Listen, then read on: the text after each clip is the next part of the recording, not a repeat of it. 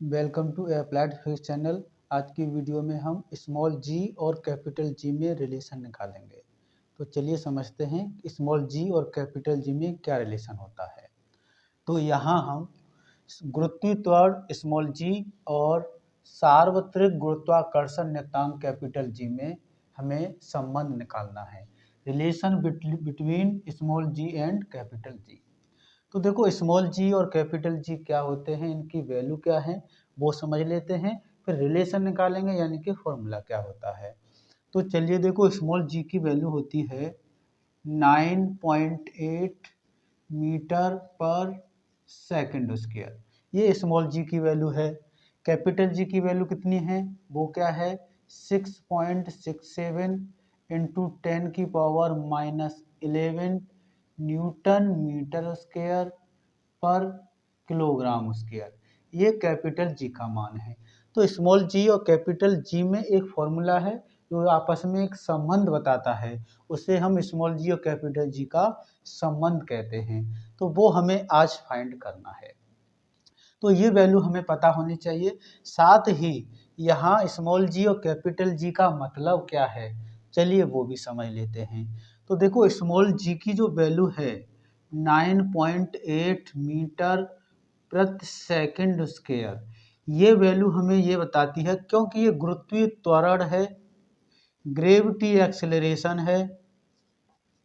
गुरुत्वीय त्वरण मतलब ये है कि ये जो गुरुत्वीय त्वरण है ये बताता है कि जब कोई भी पिंड, कोई भी वस्तु ऊपर से नीचे की ओर गति करती है, मतलब ऊपर से नीचे की ओर गिरती है, तो उसकी प्रति सेकंड स्क्वायर है, इसको देखो थोड़ा सा और हम बढ़ाते हैं तो 9.8 मीटर पर सेकंड यहाँ रहने दें, अपॉन में लेके आते हैं सेकंड।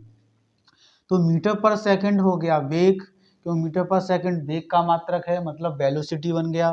तो 9.8 ये बन गया हमारा वेग यानी वेलोसिटी यानी कि स्पीड एक प्रकार से, और प्रति सेकंड मतलब एक सेकंड के अंदर। तो हम ये कह सकते हैं, और त्वरण जो एक्सीलरेशन होता है उसमें वेलोसिटी चेंज होती है, तो जो वेलोसिटी चेंज हो रही है उसी को हम एक्सीलरेशन यानी कि त्वरण कहते हैं। और जो वस्तु ऊपर से नीचे गिरती है तो प्रति सेकंड यानी हर एक सेकंड में वस्तु की जो स्पीड है 9.8 मीटर प्रति सेकंड बढ़ जाती है। मतलब आप ये समझ लें, थोड़ी देर के लिए हम 9.8 को थोड़ा 10 मान लें कुछ समय के लिए, तो इसका मतलब क्या है, जब वस्तु ऊपर से नीचे की ओर गिर रही है तो एक सेकंड के बाद मान लीजिए 10 है तो अगली सेकंड में उसकी स्पीड 20 मीटर प्रति सेकंड हो जाएगी, और उससे अगले एक सेकंड बाद 10 और जुड़ जाएगी, मतलब 30 मीटर प्रति सेकंड हो जाएगी, यदि इसको 10 मान लें तो समझता हूँ कि स्मॉल जी की वैल्यू का मतलब समझ गए होंगे कि हर एक सेकंड में 9.8 मीटर प्रति सेकंड का वेग बढ़ता जाता है। जब ही वस्तु ऊपर से नीचे की ओर गिरती है तो उसका वेग यानी वेलोसिटी बढ़ती चली जाती है, और जब वो नीचे पहुंचते है तो उसकी वेग बहुत ज़्यादा बढ़ जाता है। तो स्मॉल जी का मतलब समझ गए होंगे। अब चलिए हम समझते हैं कि कैपिटल जी का मतलब क्या है। तो रिलेशन इसका फॉर्मूला बहुत जल्दी और आसान भाषा में समझेंगे। तो हम समझते हैं कि कैपिटल जी क्या है।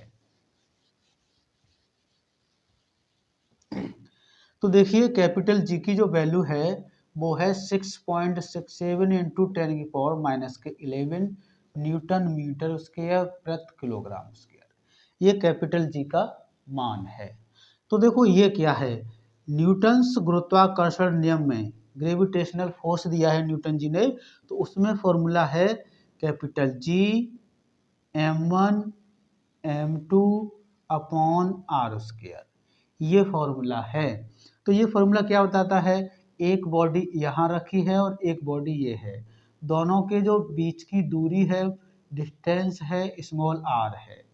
तो दोनों के बीच की जो दूरी है स्मॉल आर, यदि आर की वैल्यू इन दोनों के बीच की दूरी को हम 1 मीटर मान लें तो यहाँ 1 मीटर रख देंगे। दोनों के मास को 1-1 किलोग्राम की वैल्यू को मान लिया जाए, 1-1 किलोग्राम के हैं। तो देखो चलो, तो इनके बीच में जो बल लगेगा वो 1 न्यूटन। तो 1 न्यूटन बल, ये कैपिटल जी, M1 भी कितना हो गया हमारा 1, और M2 भी 1 हो गया अपॉन 1, और यहाँ जो है वो है F ही मान लें अभी। तो हमारा F equal to capital G है, क्योंकि ये 1-1 हो गया। तो कैपिटल जी क्या है? कैपिटल जी एक प्रकार का बल ही है जो गुरुत्वाकर्षण बल है, यानी ग्रेविटेशनल फोर्स है। तो ग्रेविटेशनल फोर्स को ही हम कैपिटल जी दे रहे हैं, यानी जी ही एक प्रकार का बल है जो कब लगता है कि जब 1-1 किलोग्राम की बॉडी हो, पिंड हो, उनके बीच की दूरी भी 1 मीटर हो, तो जो बल लगता है वो देखा गया है कि इतना होता है। कितना बल? 6.67। इसकी वैल्यू जो होती है F की, जब इन दोनों के बीच में जो बल लगेगा वो बल लगता है 6.67 इंटू 10⁻11। इसी को कैपिटल जी कह दिया गया है। तो इसी को कहते हैं सार्वत्रिक गुरुत्वाकर्षण नियतांक। तो सार्वत्रिक गुरुत्वाकर्षण नियतांक है, यानी यूनिवर्सल कांस्टेंट है ये एक प्रकार से। तो अब स्मॉल जी कैपिटल जी के बारे में चर्चा कर ली। अब इनके रिलेशन के बारे में चर्चा कर लेते हैं कि स्मॉल जी और कैपिटल जी में रिलेशन होता क्या है। देखिए यहाँ पर हमने एक प्रकार से पृथ्वी को बनाया है। ये पृथ्वी है, अर्थ है, ये पृथ्वी है। इस पृथ्वी की जो त्रिज्या है, क्योंकि अर्थ कहा जाता है ई, तो पूरी पृथ्वी की त्रिज्या यानी रेडियस को आर ई मान लिया। इस पूरी पृथ्वी का जो द्रव्यमान है, मास, उसको हमने मास को माना है एम ई। अब इसी पृथ्वी पर कोई भी वस्तु रखी है, जैसे कि इस पृथ्वी पर हम कोई पिंड रखते हैं और रखे हुए होते हैं, तो इस पृथ्वी के ऊपर ही, जस्ट ही ऊपर एम द्रव्यमान का एक पिंड रखा है। ये हमारी कोई वस्तु है जिसका मास है m। अब देखो न्यूटन के गुरुत्वाकर्षण नियम से समझते हैं कि दो वस्तुओं के बीच में, जैसे ये वस्तुएं, तो उन दोनों के बीच में एक बल लग रहा है, उसको हम, वो बल जो होता है वो आकर्षण बल होता है, मतलब अट्रैक्शन फोर्स होता है। तो हम उसी को हम ध्यान में रखते हुए कि जो पृथ्वी है इस द्रव्यमान पे कितना बल लगा रही है, तो हम यहाँ लिखेंगे कि पृथ्वी द्वारा, यानी अर्थ जो है कितना फोर्स लगा रही है, पृथ्वी द्वारा एम द्रव्यमान के पिंड पर, ये जो बॉडी है उस पर, पिंड पर लगने वाला बल,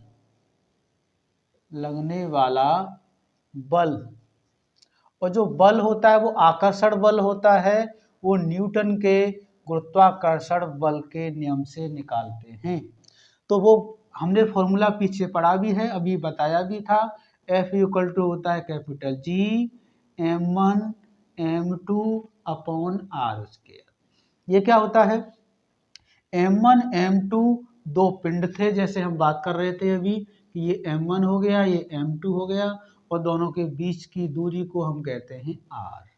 तो यहाँ पर पहला जो पिंड है M1, तो कैपिटल जी तो रहेगा ही। M1 जो पिंड है वो है पृथ्वी का द्रव्यमान यानी कि मास, तो वो हो गया Me। Me की जगह पे कैपिटल M भी ले सकते हैं। और M2 कौन हो गया? जो पृथ्वी के ऊपर वस्तु रखी है वो, यानी वो हो गया small m upon R square, यानी इस पृथ्वी और वस्तु के बीच की दूरी, और वस्तु की दूरी क्या मानी जाती है? सेंटर से नापी जाती है। तो इससे ये वाली हम दूरी को यहाँ से यहाँ तक कहें तो वो एक प्रकार से रेडियस ही होगी, पृथ्वी की त्रिज्या ही होगी। तो वो हमारी हो जाएगी R E square. R square है आर ई स्क्वायर, इसको मान लें इक्वेशन फर्स्ट। ये पृथ्वी द्वारा लगाया गया बल है। अब निकालते हैं गुरुत्व बल। अब निकालते हैं हम गुरुत्व बल। गुरुत्व बल F, ये भी F ही रहेगा, ठीक। ग्रेविटी फोर्स कहेंगे इसको हम, ग्रेविटी फोर्स। तो गुरुत्व बल क्या होता है कि वस्तु या कोई बॉडी हो, उसका कुछ न कुछ मास होता है, उस मास के कारण नीचे की ओर लगाया गया बल गुरुत्व बल होता है। तो उस गुरुत्व बल का फॉर्मूला होता है m×g। ये एक प्रकार का वेट ही होता है। तो ये इक्वेशन हमारा सेकंड हो गया। तो हमें पता है दोनों ही बल हैं तो दोनों बल बराबर होंगे। तो इक्वेशन फर्स्ट व सेकंड से दोनों इक्वेशन, क्योंकि ये दोनों वैल्यू बराबर हैं तो हम कह सकते हैं कि mg के बराबर होगा ये value, capital G MEM upon RE square. हमने mg को पहले इधर लिखा है क्योंकि हमें स्मॉल g की वैल्यू निकालनी है, और चाहे तो हम इस वैल्यू को भी पहले इसको बाद में भी लिख सकते हैं, लेकिन हमने इसको पहले इसको इसके बराबर डायरेक्ट कर दिया है। यहाँ से स्मॉल m से स्मॉल m कैंसिल हो जाएगी, तो स्मॉल g की वैल्यू आ गई capital G ME upon RE square. यही रिलेशन है स्मॉल g और कैपिटल G में, जो काफ़ी इम्पोर्टेंट है। यदि आप ME न लेकर के कैपिटल M ले रहे हैं, RE न लेकर के कैपिटल R ले रहे हैं, तो हमारा रिलेशन जो निकलेगा उसे हम ऐसे लिख सकते हैं, capital G M upon R square. ऐसे भी लिख सकते हैं, उसमें कोई डाउट की बात नहीं है। तो दोस्तों ये रहा स्मॉल g और कैपिटल G में रिलेशन। आज हमने स्मॉल g कैपिटल G की बारे में भी समझा है, और स्मॉल g कैपिटल G में रिलेशन क्या है वो भी हमने समझा है। तो आज की वीडियो में इतना ही। थैंक यू, धन्यवाद।